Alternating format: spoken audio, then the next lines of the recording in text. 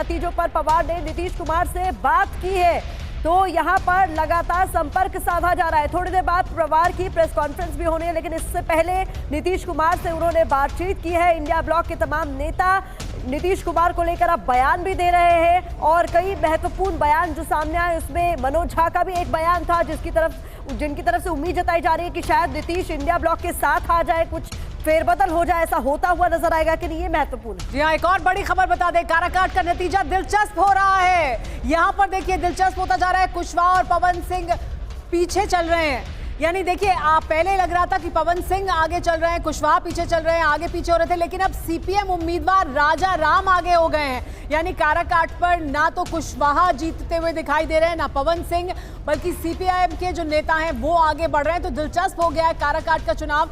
यहाँ पर तस्वीर पूरी तरह से बदलती हुई दिखाई दे रही है। ना उपेंद्र कुशवाहा और ना पवन सिंह, यहाँ पर सीपीएम के जो उम्मीदवार है राजा राम, वो आगे बढ़ रहे हैं। ये रामकृपाल जी, सीपीएम के उम्मीदवार आगे बढ़ गए।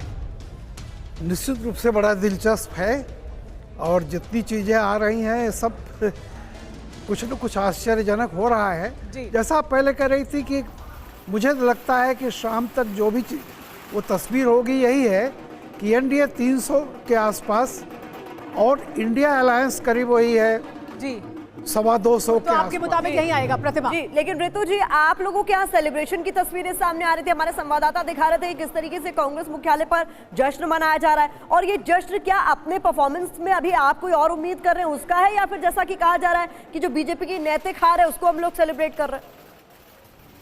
देखिए, सेलिब्रेशन इस बात का है कि अब जो है वो जनता के मुद्दों की जीत हो रही है। हमारा कार्यकर्ता, जिसको तमाम मीडिया जो है एग्जिट पोल के बहाने हताश करने की कोशिश कर रहा था, वो कार्यकर्ता आज बहुत प्रफुल्लित है। उसे पता है कि ज़मीन पर जो है हमने मेहनत की है। राहुल गांधी जी की मेहनत, दिन रात चलना, धूप में बरसात में, चाहे वो भारत जोड़ो यात्रा हो, चाहे वो न्याय यात्रा हो, और तमाम जो हमारी कोशिशें हैं वो सफल।